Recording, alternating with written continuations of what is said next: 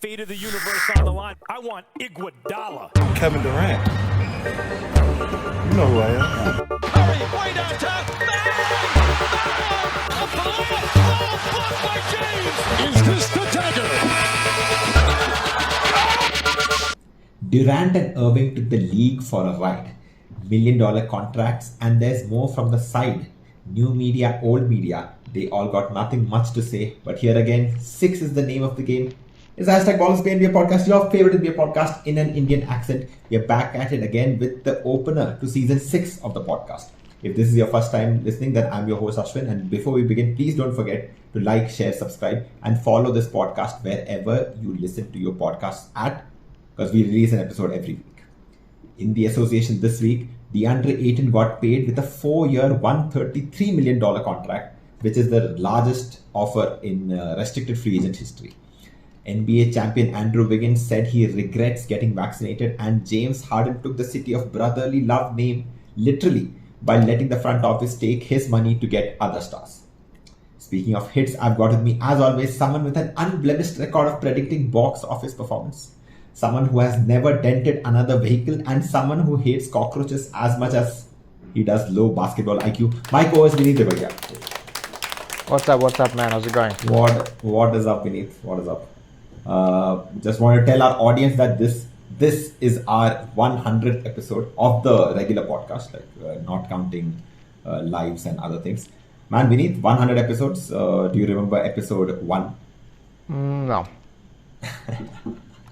I don't. Yeah, I don't remember it either, but I'm pretty sure. I remember the logos, and I don't remember the opening theme song. I don't remember how we got in.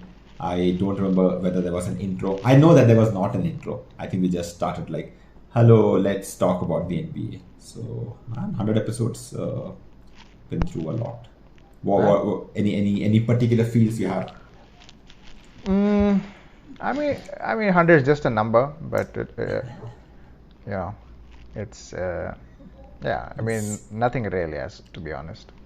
I didn't realize it. Yeah. I mean, I thought we crossed 100 episodes last season. I did not realize that the last episode that we released was episode 99. I thought that was episode 97. So I was like planning, okay, we'll get to 100 and we'll do some fun games for our 100 episodes and all, which we'll still do, but this just came out of the blue. For me, nice. I can't believe that we've recorded and uploaded 100 episodes. That seems absolutely ridiculous. We've gone through, awesome. I think, 3 iterations of the cover picture, our logo. We have, I guess, 2 jerseys amongst the 2 of us, two jerseys each. Oh, you mean, merch. Yeah. Merch. No. 1 All-Star game and 1 NBA India games. It's a long journey. I think we have still 100 more episodes to go before we give way to infighting. Vineet, we've not done the podcast for a long while, but we have been, interacting with the fans on the IG page. A lot of live discussions, which, I think we are sort of figuring out how to get it properly done so that we can release episodes faster. But season 6, a lot has been going on in the off season. I mean, since game 6 of the NBA finals, Warrior fans lost it for the first few weeks, and then now it's all about what trades, what are people going to do to make sure the Warriors don't repeat the Lakers fiasco, Twin Towers in Minnesota, all of that. So I mean, we're going to talk about different things, but anything particular that you are we will look back, when the season starts, we'll look back at this time and be like, that was one of those things that changed how the season will go. Anything like that for you? I mean, the Durant move was probably going to be it, but I don't think that's going to happen. So, it seems to be too much of a high price for Durant. But, there are teams that are willing to pay it to just playing a game of negotiation at this point. Did you hear about the latest entry of team number, I don't know what it is, to the Durant sweepstakes? The Washington Wizards, his hometown. I think he grew up in Washington. So Washington Wizards have made a reasonable entry I don't think Beal and him can be together, but I think Beal can be there and he can also be there. Then everyone else will have to go. I don't know. For me, it doesn't make that much of a sense. Like for me, it's like he needs really selfless people around him to succeed wholeheartedly. Like he can't have anyone else who feels that Bradley Beal recently got that big ass contract. He'll be like, oh yes, money, money, money. I don't have to bow down to this guy. Like if whatever I've done, no one has ever called me a snake. I've always lived in this. I've been in the city. I've always done my best. Whatever it is, when they talked about Durant and Dame Lillard, also I had some sort of similar feelings that it's just like too much offense. There's nothing much that they're going to bring, and there's no way that if Durant goes there, then Portland is going to keep that sort of that Nurkic, was it Nurkic? Yeah, Nurkic, who was a sort of a pillar of that team. Anunoby, and not Anunoby, like whoever else was there. Like all of those guys are gonna have to go in that package, right? So it'll be Dame and Durant, and then probably some really starting up pieces, which is not what Simmons. It's not recipe. It's not recipe for victory in the NBA. So I mean, what did you think about this team? Do you think this? I mean, nowadays I'm like suspect of everything that is going on. People are just saying things. People just want to be like, okay, here's a rumor. Let's see where this goes. So, any thoughts about you from that perspective? No, I mean, I feel like it's just the price is too high for him, and till someone doesn't like bring it to the table, I don't think it's going to happen for the Nets. But then for the Nets also, they're kind of stuck, so they will have to move KD if KD wants to move. Because you don't want like a superstar who doesn't want to play. Yeah, I mean, any team KD goes is going to be good, man. Like he's such a great player. Like even if you put him with like decent role players, and if he has another superstar who is willing to play, let that be like Bradley Beal or Dame, I think it'll still be I won't contender, maybe very difficult, but definitely like a high playoff team, especially in the East. I mean, I think my question is like, there must be, we have to, like we do this thing, right? We have to place the blame on someone for something not working, which was expected to work. Now, when they got Kyrie Irving, one of the top offensive forces in the league, and Kevin Durant, probably their toppest offensive force in the league, one or two. I mean, I think one, but whatever, right? Who's two? Two, Giannis. I think Giannis and okay. thing are like pretty like right there. But because of the mid-range game, I think Durant, skill-wise, I feel has a little bit more. What happened there? We know that what happened, right? Like Kyrie Irving didn't play a lot of the games. He was half committal throughout, and he's like this, that. They had to trade James Harden out, get Simmons in, who's not played as well. Like, I mean, that lineup by itself, like Kyrie, if KD, Kyrie, and Ben Simmons are there, that is a very good team, right? Like it's not like it's a team where it's imbalanced. It's properly balanced. Like Simmons doesn't have to take that many shots. He can do his job, which is run and pass the ball around. Doesn't have to shoot threes. Doesn't have to do. Yeah, he can like do his defensive work. Why do they want to pull this plug? Is something that I never understood, because I remember on the IG Live also said that they just want to mess around with the media. They just want to fuck with the media. They just want to show the world that the media doesn't know anything. The media takes a piece of information and runs with it and goes elsewhere. I mean, for the price that they're asking for Durant, how is any team in the NBA going to do that? Because the worst thing for me is that Durant actually took a year from the Nets just to recuperate from that Achilles injury. He didn't play any games in that season. And the Nets fans were like, oh, probably we'll pay you because you are a star, you're going to stay here. And as soon as he comes back and gets swept, he's like, I don't want to be here.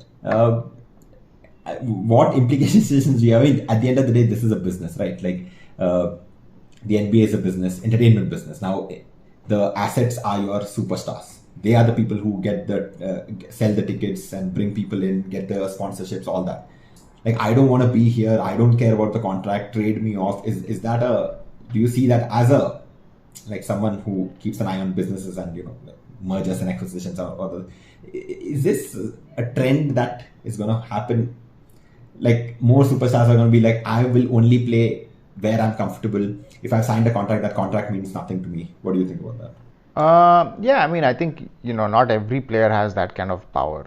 So the few players that have the power can obviously do it. It's like if you are the best of the best, like KD is, and James Harden was, and LeBron is, like Steph. I mean, they won't move, but there's always a market, right? But if you're a shitty player, you can't do it. So it just depends on who the player is. And like Kyrie, see, he wants to move, he can't. No one's willing to take him. Same with Westbrook, no one's willing to take him. So yes, I mean, there is a little bit more player empowerment, and players can break contracts, but it really depends on the player. Like, like if you're a shitty player and you are throwing a fit, nobody wants you.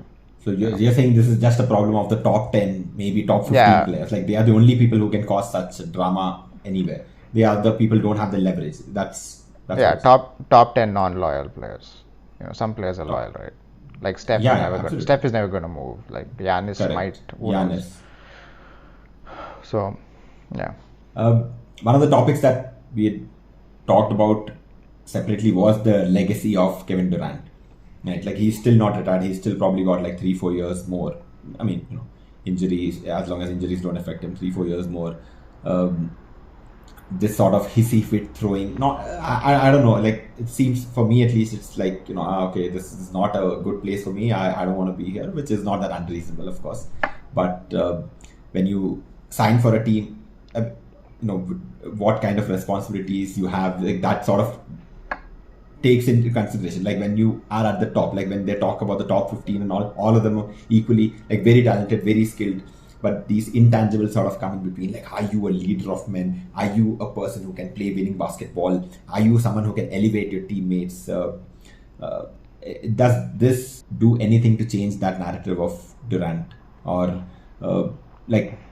does this do anything to put him down a little bit because of these intangibles? Do you feel something like that?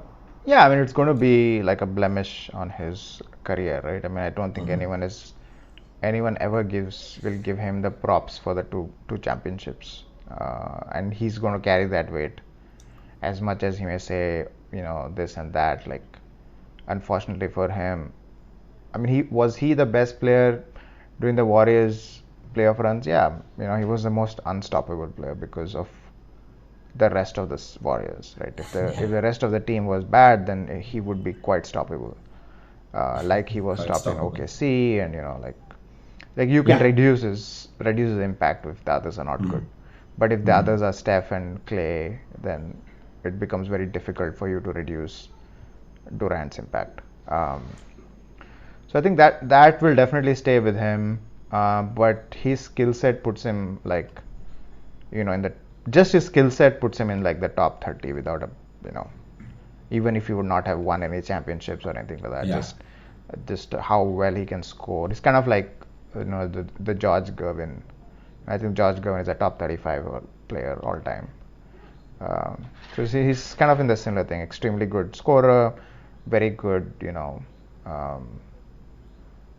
like unstoppable force. Unstoppable on offense. Yeah. So that's it. So he would be a top 35 player because of that. And then just being in a championship team puts you up a few more rungs. So I think that when all is said and done, he might crack the top 20. In a lot of rankings, he is in the top 20. He's like 15, 16-ish, which I think is fair, because I think after the top 14 or 15, then you have to choose between the players that didn't win championships, like Barkley and Malone and these guys. And is Kevin Durant a better player than Barkley, Malone? Yeah. So I think that's kind of how it goes, because in the top, is Dirk better than Kevin Durant? Probably not. People would say Kevin Durant is better. Player-wise, just purely. Yeah. So I think he'll fall in that not second, but maybe third rung. So 15 to 25. I don't know. I think I'm always caught up between, in an offensive era like today, where everything is easier for you to do. It's easier for you to move around. It's easier for you to like score. There are more possessions. All of that is inflated a little bit. So then I keep thinking that like the difference maker for me is always like, okay, you're good, but how good is that era by itself? Like for me in this era, like the achievements of Kawhi Leonard is a little bit like, okay, wow, in an era where everyone is just scoring, everyone's just shooting a lot of 3-pointers, efficiencies are higher, people train on these particular things. Leonard makes an impact on the defensive end of it, right? So for me, it's always like, okay, that is something which obviously he's played so few games in the past 2 years, and he's always had a little bit of trouble with injuries, and we have never. I mean, I have an idea for a different episode later, like a what if sort of segment, but like it's always pretty confusing for me to think about, Durant has always been stopped like you said, like he's always been stopped in the playoffs when his others have not been like that good, because then the team can completely focus on him, much like Harden. But Harden is a little bit more sort of facilitator. He runs the pick and roll. He's proper, like ball handling point guard who can just shoot lights out. For me, that's always been the thing. Like, okay, you're a great offensive player, but everybody in this era does ridiculous things on offense. You do it much better than others, but what are the other things that you can probably build? So it's for me, it's a little bit, like I'm really not sure. Like I sort of agree with that. He's very skilled for his size, like 7'1" guy who does like Dirk-like things, but at a much higher, athleticism. He can run with the ball. He can handle the ball. He can do these crossovers, like Dirk with a handle, which is like a ridiculous thing to even imagine. Yeah.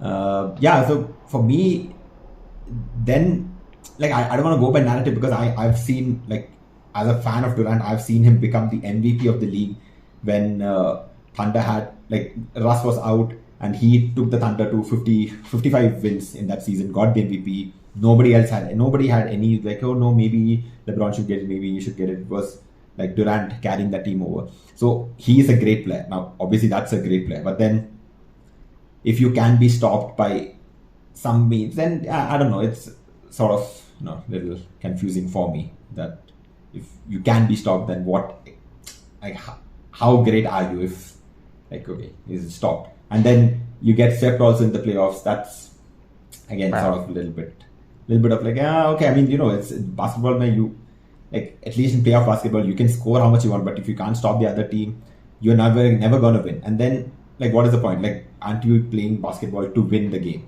Like, you have to try to do everything on both sides. So probably out of the little bit, but Kawhi Leonard, KD, all time right now, as if the NBA ended right now. Have you ever thought about that? I think still all time maybe KD is higher, because KD did have, KD was definitely the better player in the OKC runs, and OKC was a good team. He was the better player when he played in the Golden State Warriors. So I think, I would definitely take KD above Kawhi, because I think Kawhi just needs more. Athletes. Yeah, he needs more accolades. I think he needs more trophies to be. I mean, at some point when you're in that sort of rarefied air, those trophies matter. It meant that at some point in your career you were the best player, in the league. You were the most valuable player in the league. So in that sense, I wish he cared about it a little bit more. But I don't think he's kind of, he doesn't care. He probably just wants to win, like, more championships. I think if he wins one more championship, I think he will surpass KD. Yeah. And I think that right now, if you look at, who has the best chances of winning, like, I think Clippers still have the best depth, best two players on the team. So, and John Wall. John Wall. We'll see. Who knows? We'll see. Yeah, who knows? John Wall is a very good player. Like, let's not, and if he's the third option and he is, half the player he used to be, that's still good. you're not a negative. That's the important part. So Clippers definitely have the best team, highest depth. If you look at their roster, they have like a very very good player every till like 9. And if Kawhi and Paul George are healthy, I don't see a better team in the West. Obviously, other than the Warriors, with a more healthy Clay, I think definitely are a problem. On the East, I mean, you have Bucks obviously, and wherever KD lands. So those are the two teams. I really find it very difficult to see KD being on any other team. To be very honest, I don't know. Yeah, it'll be one of those. It'll be one of those superstar like earth-shattering deals. But one team will get completely fleeced. The team which is getting Durant will. I mean, so you know how LeBron, when he came to the Lakers, that entire roster was like, okay, we have to win right now with LeBron. All the prospects, all the people who could have been something were just removed. Now you see Brandon Ingram being a top. Yeah, but they were not removed for LeBron. They were removed for AD. Yes, but AD was there because of LeBron, right? Okay, LeBron said that I want AD, so you guys make it happen somehow. I don't care. You send everybody away because I need to win. That's the price. Like that's my point. I mean, So, I mean, I don't see why Wizards wouldn't do it.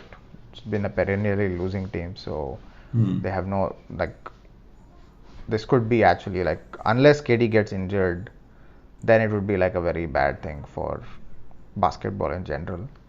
Yeah. Then it might be a bad decision by the Wizards. But otherwise, I think it's. But you have to pull that trigger. I mean, you have to, as a GM, like if you put yourself in the space, you have to make the decision that do we go for this. So obviously, the like you said, the threat of injuries is always there, but that is always there for any sort of thing, right? And the thing is that LeBron, the way that he has taken care of his body, it's remarkable that he is now entering his 20th season, whereas KD has gone through like 2-3 major injuries, major sidelined time, and now he is only getting older. His body is like, he's still that lanky kid, right? Like, it's just a little bit heavier, but he's still sort of very thin person itself. Like, ankles very difficult to. He came back from an Achilles injury. He's had like major surgeries done on his body. Sort of a little bit. I mean, I hope nothing happens, obviously, but a little bit on that AD side where it's always ki kuch kahin pe ho sakta hai, and then But as a GM, can you ever be like, no, I don't want to trade for Durant and try to bring winning basketball to Washington DC? I mean, I don't know how any GM could. Yeah, do that. Especially if you have a winning, like a losing record for so many years, and you have the opportunity to like really get somebody who can at least get you deep into the playoff. Yeah, exactly. I mean, or at least like create some buzz in the, because like half the teams don't make the playoffs, but they still have to go through 41 home games, right? Like, you need someone to be like, come to, oh my God, Durant, blah blah blah, whatever. I mean, it's great for things, but am I thinking like, what do the Wizards have to offer Nets for that trade to happen?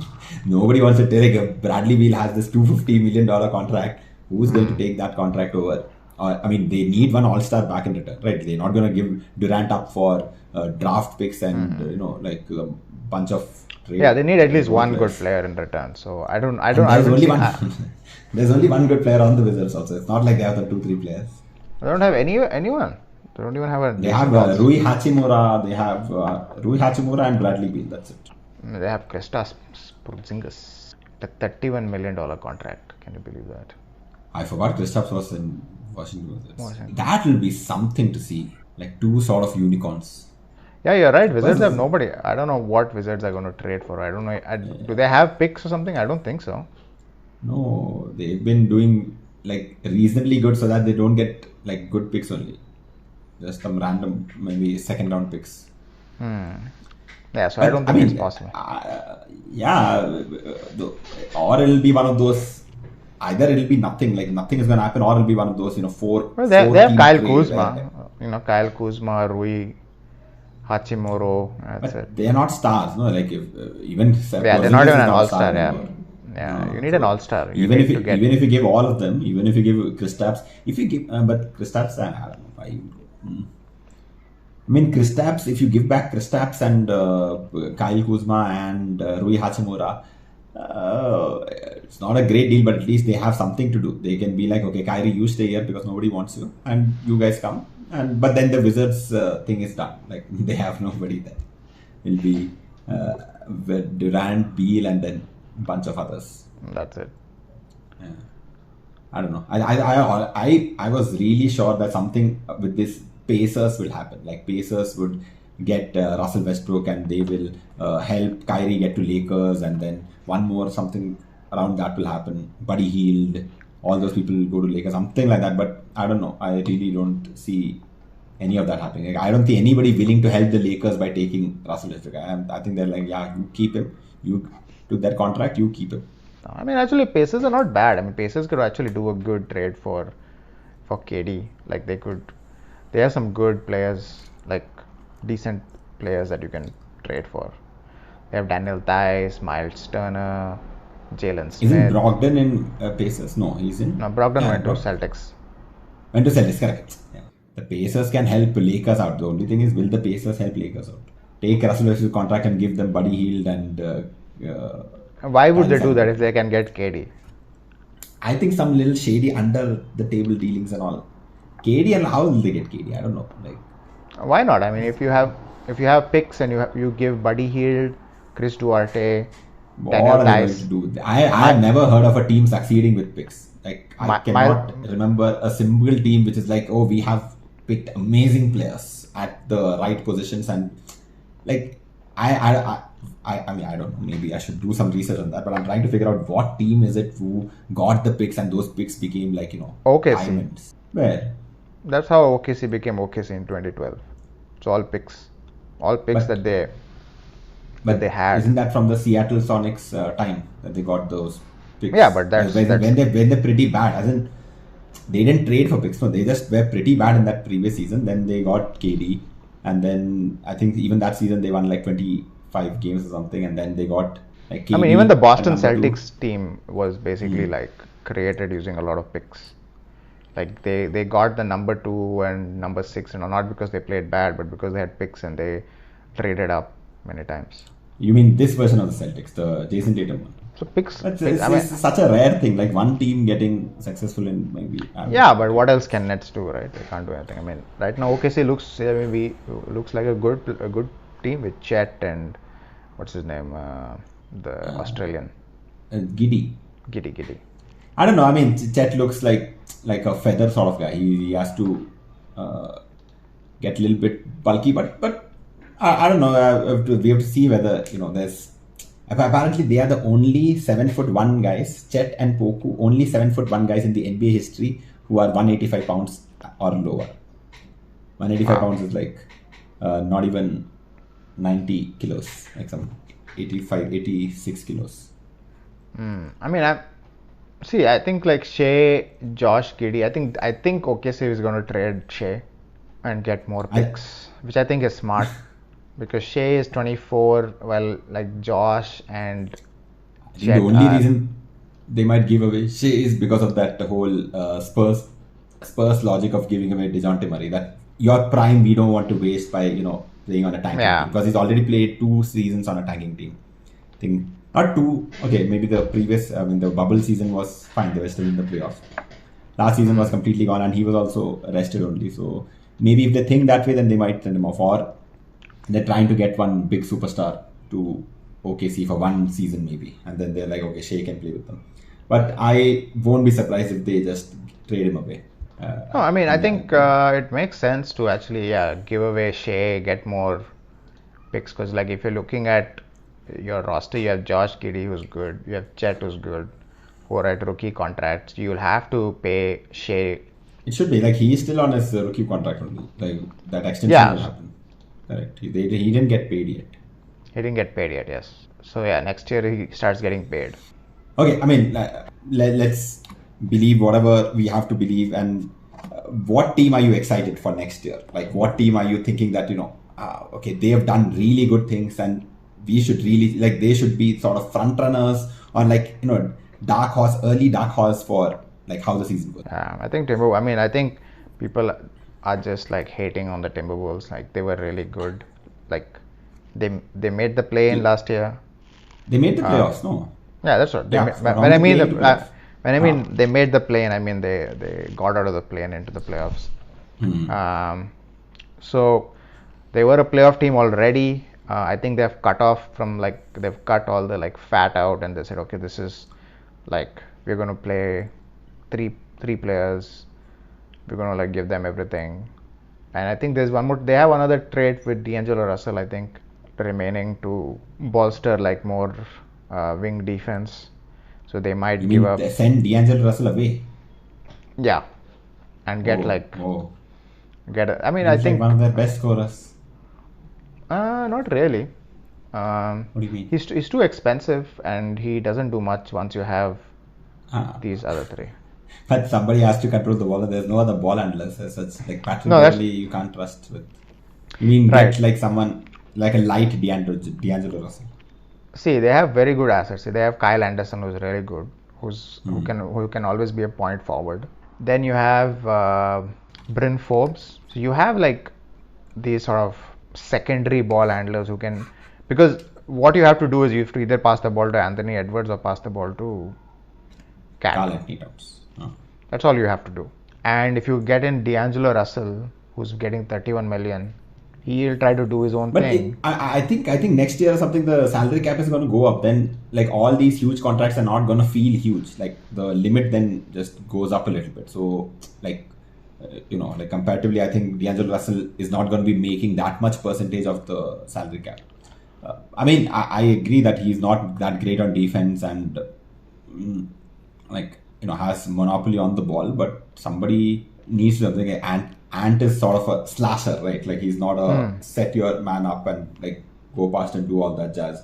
Karl Anthony Towns, I think this will be I personally feel that this is like he's gonna play outside now. He's gonna try to do the whole Durant sort of like I'm a perimeter player. I'm just like too big for you on the perimeter. You can't do anything to me. Sort of instead of trying to play in the paint where Gobert is gonna be there. So that'll be very interesting. I feel, especially since I've seen the Anthony Davis and DeMarcus Cousins formula working amazingly well in New Orleans Pelicans before the injury.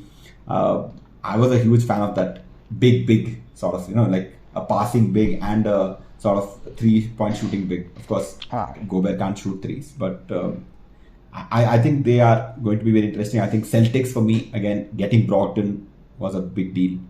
They got him and practically didn't have to give up many assets for it at all. So, man, I'm looking at Karl Anthony Towns shooting. Like, no, his salary. I mean, he's going to make 62 million in 28. Yeah. 28. Wow, crazy. I think the salaries are just going to keep getting bigger. We'll have a 100 million a year salary probably, I don't know, in the next 15, 20 years max. I'm trying to figure out who has earned the most money. I think LeBron. No. LeBron takes these small ass deals. No, I think Kevin Garnett had a huge amount of like, he was one of the top earning. I think you should Google NBA top salary earners or something like that. No, I'm saying right now, who has made. My God, can you believe LeBron was making 4 million? He was making 4 million in his rookie year. Even in Miami, he was making 14 million. But for him, what is this 4 million, 14 million? Nothing. The difference itself, like if he sneezes and says a brand's name, he can make that money back. You are right. He doesn't take that much. He's always between 30 and 35. He's not even crossed 40. Only like next year his salary is going to cross 40. He's always taken the small deals, and then again he's like, oh, let me check whether this works or not, and then I'll again double down to whatever. Like even KD started doing that right after getting out of OKC. He got that big contract, and before the signing he went out, went to Warriors. I think he signed 4-year contract there. 4-year contract there, and 3rd year he said bye Nickel K, and again I think he signed a 2-year deal or something in Brooklyn. I mean, for those people, this little contract money makes no difference. Like for a Karl Anthony Towns, like imagine $62 million. That's a lot, man, for him. I mean, I don't think Scottie Pippen in his entire career made 62 million. No, Probably not. probably not. Crazy. Okay, coming back. Yes, We need, yes. So this is all money that we will never see. This kind of money. I was watching Breaking Bad, and when he showed like some $10 million in those notes, I was like, okay, that's a lot of money. And now $10 million is nothing. Like, it's like sort of daily conveyance fee for them. For them, yeah. Bring my helicopter. Yeah. So, I mean, we sort of consider ourselves some sort of new media. You do you think that the whole perception of media in today's landscape has been like hit by all these like unconfirmed reports? There was this one report of somebody saying that the owner of the Blazers, Dame Lillard requested a meeting with the owner of the Blazers, and she said, not owner, I think GM of the Blazers, and she said no. And everyone ran with that report like, oh my God, they don't respect a star, blah blah. Dame is going to leave, blah blah blah. And then turns out that Dame Lillard said nothing like that has ever happened. Whenever I've called them, they've always been very polite in telling me, yes, let's meet, blah, blah, blah. They've always taken care of me. Like people just are looking for some sort of bite. Kahin se bhi kuch bhi, anything comes, they're like, okay, yes, run a report with it. SEO, like make it like this. It should go out here, go out there, go out there. It's called aggregators. What those? Like they take a SEO snippet things. and then they make it like a big headline, and they like write some bullshit article on, like they use machine learning to write an article and Like, publish it. Have we reached a place where like you can't trust anything? Like everything is sort of like, oh, okay, if it works, it works. Whatever gets you the eyeballs, is that how it's become? Do you think do you think that is new media, which is just, it'll be there, but you never know whether you can trust that news or not, but you will get something to consume? I don't think that is what new media is, what Draymond is referring to. No, are you asking about the Draymond Green new media thing, or are you asking about I mean, like I would assume Draymond Green new media is that the players themselves can be media. They can go finish a game, go record a podcast, go record their own thing. They don't need news conferences, nothing of that sort. They can create their own media outlet by themselves, like with having uninterrupted, like crazy access, right? Like you're right there. Like Draymond Green could record a podcast while playing the game itself. He can just and then go back and play, and then go back and play. I mean, I'm assuming that is new media. I've not figured out exactly what his definition of new media is. I think that what he was trying to say was that the new media is the new old media, which is where they talk about like basketball. It's like what Bill Simmons does, right? It's like when you listen to his podcast, he talks about like, okay, like proper basketball, like, okay, you can do this, you can do that. You know, this is where this play, or Ryan Russillo for that example, like they go, like Ryan Russillo goes really deep into like, you know, formations and all of that stuff. Whereas the new media, which is like, you know, Skip Bayless and Kendrick Perkins, old media, the new old media is that, which is because of First Take. What has happened is new old media is old heads in new media. That's what you're saying. No, I mean, what he's referring to as old media was the new media back in like 2012. Okay. Which is First Take, Skip Bayless and Stephen A. Smith.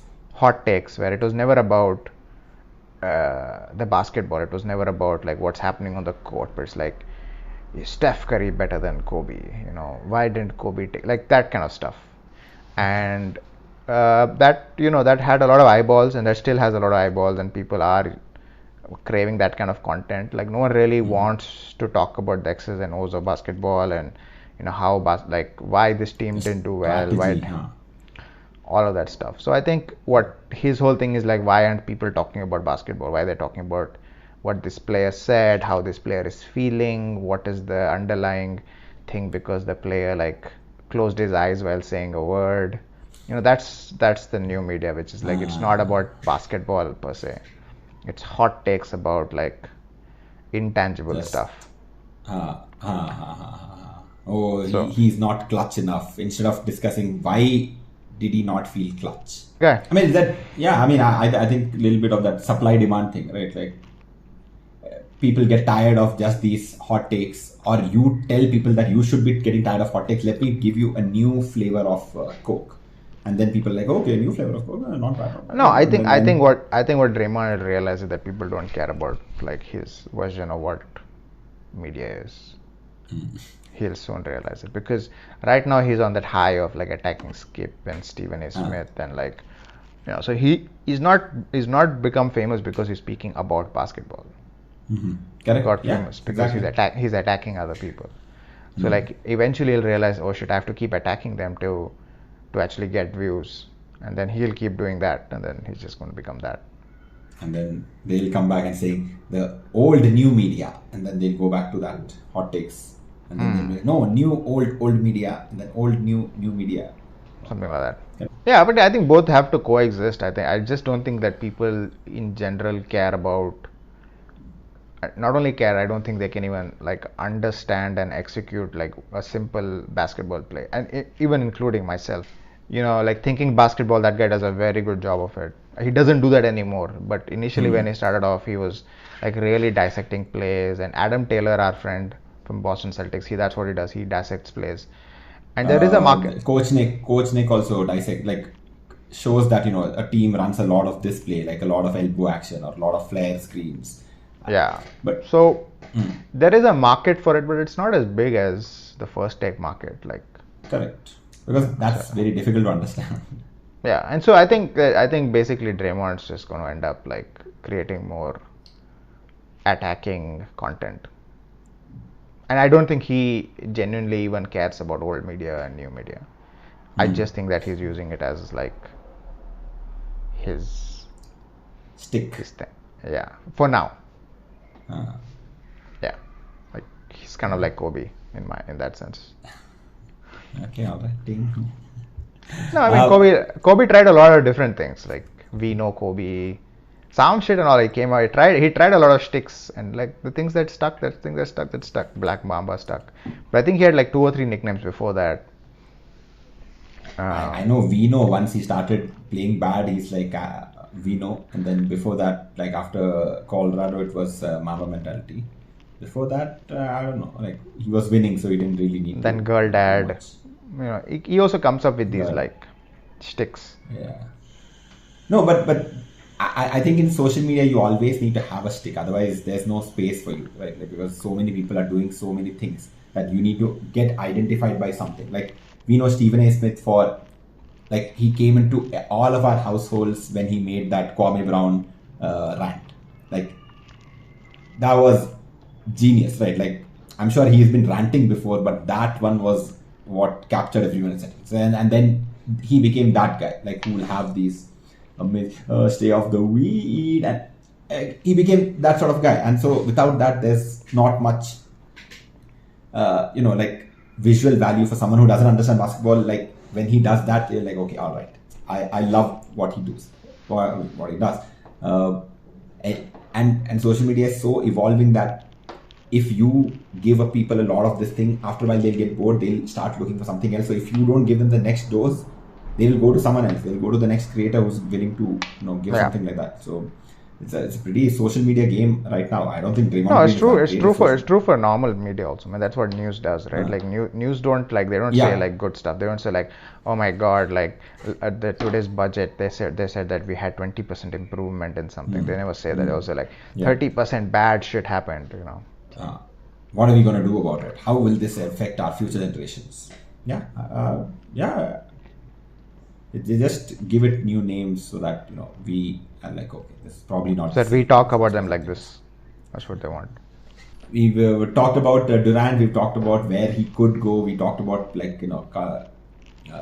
teams that we are excited to see. I'm really excited to see OKC purely just to see how like Chet plays against proper NBA players who've got probably like 100 pounds on him. Like what can he do? How can he, like he has the advantage of speed, but he can't speed, really, but just height. No, is he fast? I don't think he's that fast. I think he's faster than most 7-foot players. But again, like he's got some funny lines in his repertoire. Also, he's got the thing to, I want to block shots. I want to do these things. I mean, it'll be interesting to see. At least for the first 10-20 games, I'll be waking up to watch OKC games back after a year. They signed Lou Dort again. to the season. Shai will be properly fit. They can probably do something. I mean, they've amassed enough picks that for the next 2-3 years they can, like sort of try to get players and try to get these supposed unicorns. I don't know. I saw a lot of not a lot of like at least 2-3 games in the summer league. OKC. I don't know. Poku for me probably will be moved either to G League or to some other team because he's not done as much growth as I think they would have liked to see in a year. He's still trying to get used to the NBA sort of game. Chet, having played in the NCAA, probably has a little bit more advantage. So, I mean, that's probably the thing I'm excited to see. I'm excited to see the Celtics also because almost like any losing team, like in the finals, they usually come back, like trade away a lot of their medium stars for a superstar. But they've just gotten one very nice ball handler, someone who can control the defense. Last year they were playing without a point guard. They made Marcus Smart play point guard, which is not a very smart decision. So with Malcolm Brogdon, I think a little bit more stability will be there in that department. I think Celtics probably will take care of business. Nets, I think if Ben Simmons comes back healthy, we have Kawhi coming back healthy, Paul George coming back healthy, touchwood, the league is probably in one of the better places. Like AD also comes back uninjured. I think the league will be in a better place for us to watch. I think if everyone's healthy, it'll be a good season. Yeah, we're still, I think, 3 months away from the start of the season, but there's enough to talk and more. Ladies and gentlemen, thank you so much. Please like, share, subscribe, follow the podcast wherever you're at, and we will catch you again next week. Until then, say bye, Vineet. Bye-bye.